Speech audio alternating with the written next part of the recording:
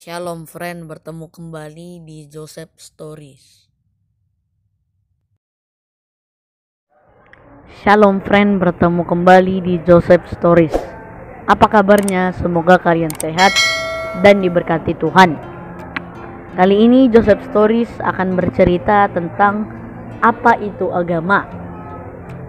Dalam pengertian umum adalah sistem yang mengatur kepercayaan serta peribadatan kepada Tuhan serta tata kaidah yang berhubungan dengan budaya dan pandangan dunia yang menghubungkan manusia dengan tatanan kehidupan. Wah, panjang sekali ya. Agama, sebuah istilah yang kalau didengar orang merupakan istilah yang sangat biasa, karena mereka beranggapan kalau mereka sudah mengerti. Padahal sesungguhnya istilah ini lebih rumit dari yang dianggap kebanyakan orang. Apapun itu, pengertiannya akan berbeda-beda tergantung konteksnya. Dari asal katanya yang diambil dari bahasa Sanskerta, a yang berarti tidak dan gama yang berarti kacau. Bila kita gabungkan, kira-kira artinya adalah tidak kacau. Bahasa Sanskerta ini merupakan bahasa kuno pada teritori Asia Selatan. Kira-kira 90% manusia di bumi ini menganut agama tertentu. Ada yang Protestan, ada yang Katolik, ada yang Islam, ada yang Buddha, ada yang Hindu, dan lain-lain. Termasuk di daerah kampung bapak saya, ada namanya agama Parmalim. Saking banyaknya bisa bikin anak-anak bingung ya. Dan anehnya, semua agama di atas mengklaim diri mereka lah yang benar, yang asli, yang paling bagus, yang paling sempurna, dan yang pasti menjadi jalan masuk ke dalam surga. Saya jadi ketawa lagi ya, friend. Ciri utama dari sebuah agama di atas adalah penganutnya diikat oleh banyak peraturan untuk melakukan ini dan itu demi mendapatkan predikat religius dan berharap masuk surga apabila yang bersangkutan mati atau meninggal. Mereka beranggapan dengan melakukan hal ini, dengan melakukan hal itu, mereka dapat masuk surga. Yesaya 44 ayat 13, demikianlah firman Tuhan. Tukang kayu merentangkan tali pengukur dan membuat bagan sebuah patung dengan kapur merah. Ia mengerjakannya dengan pahat dan menggarisinya dengan jangka. Lalu ia memberi bentuk seorang laki-laki kepadanya, seperti seorang manusia yang tampan, dan selanjutnya ditempatkan dalam kuil. Ayat ini mengkritik orang-orang yang membuat patung untuk disembah. Kolose 2 ayat 8. Hati-hatilah supaya jangan ada yang menawan kamu dengan filsafatnya yang kosong dan palsu menurut ajaran turun-temurun dan roh-roh dunia, tetapi tidak menurut Kristus.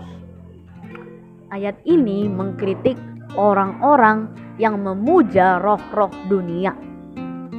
Ya, ini peringatan dari Tuhan untuk kita camkan dan jauhi.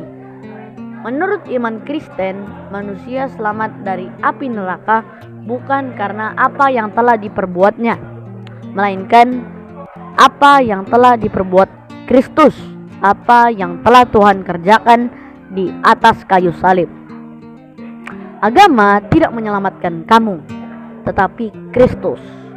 Anda bisa mempunyai agama atau semua agama di dunia kamu borong menjadi agamamu, tetapi tidak selamat dari api neraka. Jadi, walaupun Anda sudah punya agama, masih tetap Anda membutuhkan Kristus agar selamat. Sebagai pengikut Kristus sejati, dari mana kita tahu kalau kita mati akan masuk surga? 1 Yohanes 5 ayat 13. Semuanya itu kutuliskan kepada kamu supaya kamu yang percaya kepada nama Anak Allah tahu bahwa kamu memiliki hidup yang kekal jikalau kita meminta sesuatu kepadanya menurut kehendaknya. Dan jikalau kita tahu bahwa Ia mengabulkan apa saja yang kita minta, maka kita juga tahu bahwa kita telah memperoleh segala sesuatu yang telah kita minta kepadanya. 1 Petrus 3 ayat 18. Demikianlah firman Tuhan. Sebab juga Kristus telah mati sekali untuk segala dosa kita. Ia yang benar untuk orang-orang yang tidak benar, supaya Ia membawa kita kepada Allah. Ia yang telah dibunuh dalam keadaannya sebagai manusia, tetapi yang telah dibangkitkan menurut roh. Perhatikan kata segala. Yesus di kayu salib, di mana Tuhan membayar dan menebus seluruh manusia dari segala dosa untuk mendapatkan penebusan. Jadi, agama apakah kamu? Kristen Protestan? Ketahuilah, Tuhan tidak akan bertanya kepadamu nanti di penghakiman, apa agamamu? Tuhan tidak peduli dengan agama. Agama itu hanyalah istilah buatan manusia. Paulus juga berbicara tentang agama. Mari kita membaca Kisah Para Rasul 26 ayat 5. Demikianlah firman Tuhan. Sudah lama mereka mengenal aku, dan sekiranya mereka mau, mereka dapat memberi kesaksian bahwa aku telah hidup sebagai seorang Farisi menurut mazhab yang paling keras dalam agama kita. Mari kita membaca 2 Timotius 3 ayat 1-5.